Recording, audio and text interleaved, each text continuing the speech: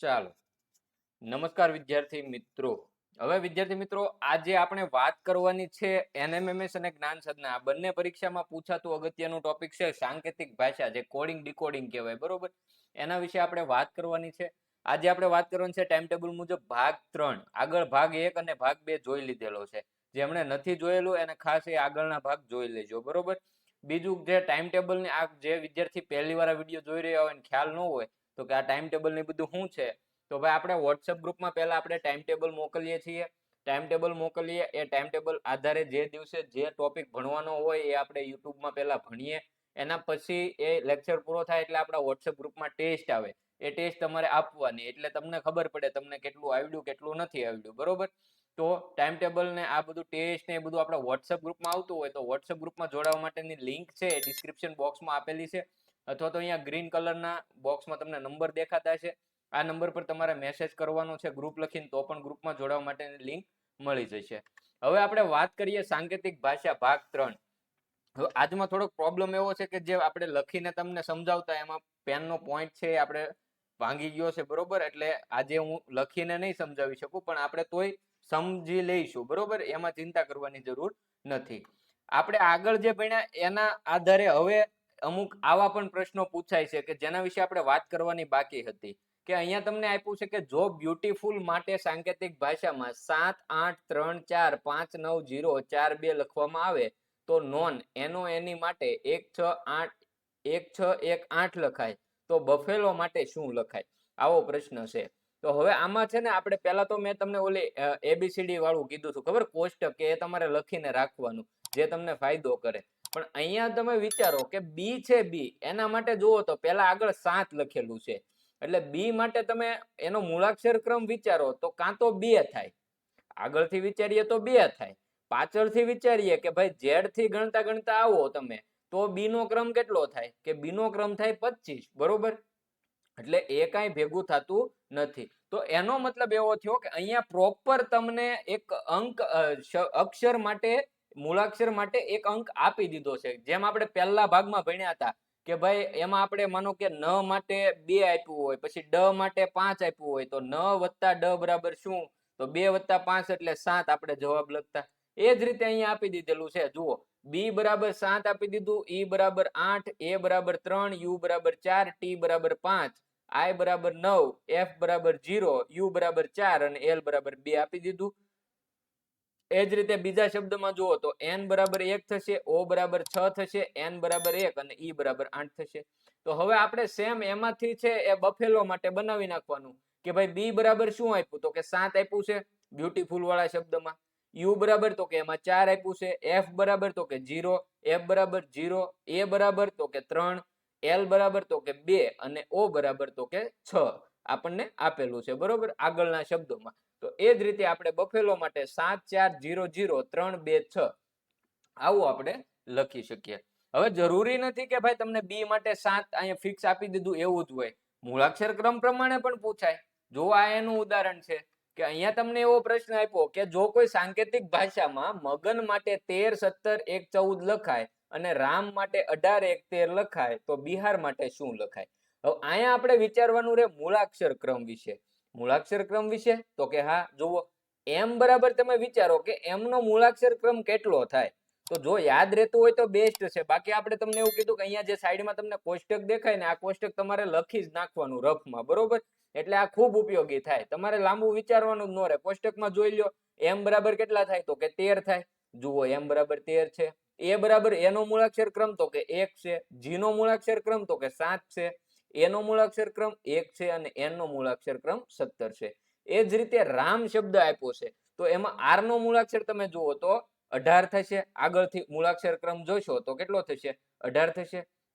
એના પછી તમે જુઓ કે ભાઈ એ નો મૂળાક્ષર ક્રમ તો કે 1 થાય અને એમ નો મૂળાક્ષર ક્રમ 13 થાય, બરોબર. તો આ તો આપણે ફાઇનલ થઈ ગયું કે અહીંયા શું કરેલું છે, અહીંયા શું કરેલું છે, અહીંયા કરેલું છે એમણે મૂળાક્ષરનો ક્રમ આપેલો છે, બરોબર. તો બી નો મૂળાક્ષર ક્રમ કેટલો થાય, આપણે બિહાર માટે બનાવવાનું છે, તો બી નો મૂળાક્ષર ક્રમ કેટલો થાય, 2 થાય. આઈ નો મૂળાક્ષર ક્રમ 9 થાય, એચ નો મૂળાક્ષર ક્રમ 8 થાય, એ નો મૂળાક્ષર ક્રમ 1 અને આર નો મૂળાક્ષર ક્રમ થાય 18. તો આપણો જવાબ આવો આવે કે 2 9 8 1 18 આ આપણો જવાબ થાય. તો આ રીતે મૂળાક્ષર ક્રમ આધારે પણ આપણને પૂછાઈ શકે. હવે આ તો થઈ મૂળાક્ષર ક્રમ આગળથી મૂળાક્ષર ક્રમ. ઘણી વખત પાછળથી પૂછાઈ શકે. ઘણી વખત એક મૂળાક્ષર આગળનો મૂળાક્ષર ક્રમ લખેલો હોય કે માનો કે બી નો મૂળાક્ષર ક્રમ 2 છે તો એની જગ્યાએ 3 લખેલા હોય, આવાય પૂછાય. બરોબર, તો એના માટે આપણે આગળ ભણીએ, એને પણ આગળ ચર્ચા કરીએ. આગળ વધીએ પહેલા જે મિત્રો NMMS પરીક્ષાની તૈયારી કરતા હોય અત્યારે અને જ્ઞાન સાધના પરીક્ષા પણ આપવાની હોય તો તમારે બે અલગ અલગ બુક લેવાની જરૂર રહેતી નથી. નૂતન NMMS પ્લસ GSSC નામની બુક છે, એમાં બંને પરીક્ષાનો સિલેબસ આવરી લેવામાં આવેલો છે. 430 MRP છે, પણ અહીંથી ઓર્ડર કરશો તો તમને 315 રૂપિયામાં મળી જશે નજીકના કુરિયર સેન્ટર સુધી. કુરિયર ચાર્જ છે આનો ફ્રી રહેશે. બરોબર, તો જે બાળકોને ઓર્ડર કરવો હોય લિંક ડિસ્ક્રિપ્શન બોક્સમાં આપેલી છે અથવા અહીંયા જે નંબર દેખાય આ નંબર પર તમારા વોટ્સઅપમાં NMMS પ્લસ GSSC બુક લખીને મેસેજ કરશો એટલે તમને સામેથી ત્યાં સમજાવી દેવામાં આવશે કે કઈ રીતે ઓર્ડર કરવો. હવે આમાં પેમેન્ટ ઓનલાઈન કરવાનું હોય એટલે વાલીની મદદ લેવાની રહેશે. બરોબર, હાલો હવે આપણે વાત કરીએ પ્રશ્નમાં. જુઓ અહીંયા તમને આપ્યું છે કે જો આલ્ફાને સાંકેતિક ભાષામાં 26 15 11 19 26 આવું લખાય તો નૂતન માટે શું લખાય? તો હવે તમે અહીંયા વિચારો કે ભાઈ એનો મૂળાક્ષર ક્રમ છે એ આગળથી તો કેટલો થાય? 1 થાય. અહીંયા 1 તો નથી આપ્યું. તો હવે વિચારો એનો મૂળાક્ષર ક્રમ પાછળથી કેટલો થાય? તો પાછળથી તમે ગણો તો એનો મૂળાક્ષર કેટલામો થાય? 26 થાય. બરોબર, એ જ રીતે એલ નો મૂળાક્ષર ક્રમ તમે જુઓ પાછળથી કેટલો થાય? તો કે એલ નો મૂળાક્ષર ક્રમ છે આગળથી 12 થાય ને પાછળથી 15 થાય. તો અહીંયા 15 લખેલા છે. પી નો મૂળાક્ષર ક્રમ જો આગળથી 16 થાય પણ પાછળથી 11 થાય એટલે અહીંયા 11 લખ્યા છે. એચ નો મૂળાક્ષર ક્રમ છે એ આગળથી તમે ગણો તો 8 થાય પણ પાછળથી તો 19 થાય, તો અહીંયા 19 લખ્યા. અને એનો મૂળાક્ષર ક્રમ થાય 26. તો હવે અહીંયા આપણને ખબર પડી ગઈ કે આમાં મૂળાક્ષર ક્રમ લખેલા છે પણ કેવા લખેલા છે? પાછળથી ગણોને જે મૂળાક્ષર ક્રમ આવે એ લખેલો છે.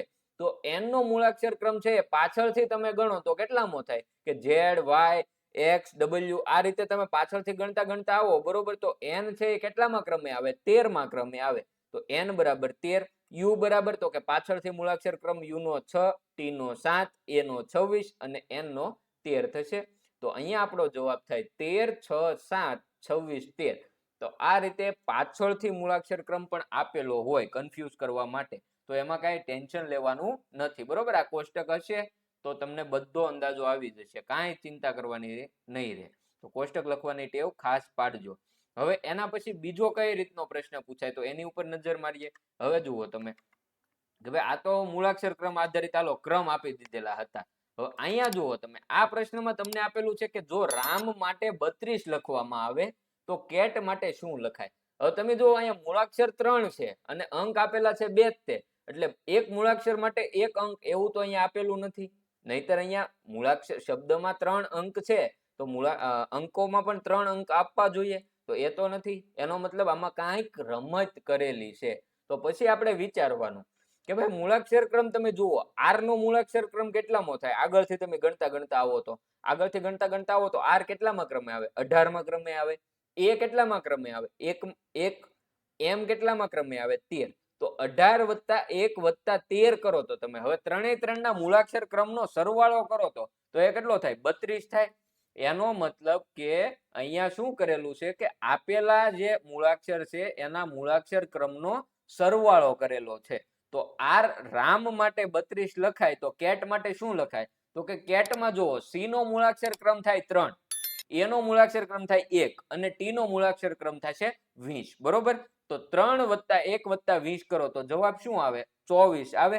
તો એ રીતે અહીંયા તમારે આવું પણ વિચારવું પડે. ઘણી વખત આવા પણ પ્રશ્નો પૂછાય છે. બરોબર, તો આ રીતે પણ વિચારવું પડે. તમે જુઓ કે ભાઈ CAT 3 છે, RAM 3 અંકો છે, 3 મૂળાક્ષરો છે, તો એના માટે અંક તો 2 જ આપ્યા. એનો મતલબ કાંઈક તો રમત થઈ છે. બરોબર, તો એ રીતે વિચારવાનું રહેશે. હજી એક પ્રશ્ન તરફ જોઈએ આપણે. હજી કંઈક અલગ રીતે પ્રશ્ન પૂછાય છે. તો કે આ જુઓ તમે કે ભાઈ અહીંયા તમને આપ્યું છે જો DOG ને સાંકેતિક ભાષામાં 5 1 6 8 લખવામાં આવે તો CAT માટે શું લખાય? કેટ માટે શું લખાય? તો ડી માટે અહીંયા તમને કેટલા લખેલા છે? તમે જુઓ 5 લખેલા છે. તમે થોડુંક વિચારો કે ABCD માં છે ડી નો મૂળાક્ષર ક્રમ થાય 4 થાય. અહીંયા ડી માટે તમને આપ્યા 5. બરોબર, તો એક વધારીને લખ્યું. ઓ નો મૂળાક્ષર ક્રમ થાય 15, પણ અહીંયા આપ્યા આપણને 16 એટલે એક વધારીને લખ્યું. એ જ રીતે જી નો મૂળાક્ષર ક્રમ થશે 7, પણ અહીંયા તમને આપ્યા 8 એટલે એક વધારીને લખ્યો. એટલે કે મૂળાક્ષર ક્રમ એક એક વધારેલા છે. તો સી નો મૂળાક્ષર ક્રમ થાય 3, તો એની જગ્યાએ આપણે લખવાનું 4. એનો મૂળાક્ષર ક્રમ થાય 1, તો એની જગ્યાએ આપણે લખવાનું 2. અને ટી નો મૂળાક્ષર ક્રમ થાય 20, તો એની જગ્યાએ આપણે લખવાનું 21. બરોબર. તો આ રીતે આપણો જવાબ થાય 4, 2, 21. એ આપણો સાચો જવાબ થઈ જાય. તો ઘણી વખત આવી પણ રમત કરવામાં આવેલી હોય છે, તો ખાસ એના ઉપર પણ એક નજર રાખવી. બરોબર.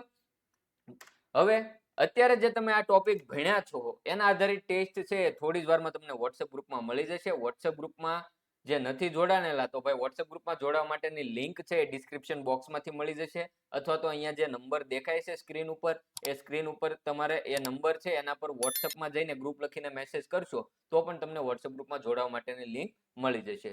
હવે વિદ્યાર્થી મિત્રો, આજે એક જે આપણે પ્રોબ્લેમ થયો છે બરોબર પેનનો, અને ઇમરજન્સીમાં આપણને મળે એમ હતી નહીં, એટલા માટે તમને આજે આ રીતે સમજાવ્યું છે. આપણે આવતા લેક્ચરમાં ફરીથી પાછું જે છે સેમ એ જ રીતે આપણે સમજાવીશું. બરોબર, લખીને જ તે, એટલે વધારે આપણને અંદાજો આવે.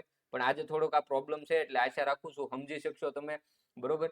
બાકી આ વિડીયો પસંદ આવ્યો તો લાઈક કરો, ચેનલને સબસ્ક્રાઇબ કરો, અને તમારા જે કઈ મિત્રો છે એમના સુધી આપણા વિડીયો પહોંચાડો, જેથી જે લોકોને ખ્યાલ નથી કે અહીંયા આપણે ફ્રીમાં તૈયારી કરીએ છીએ તો એમના સુધી આપણે પહોંચી શકીએ.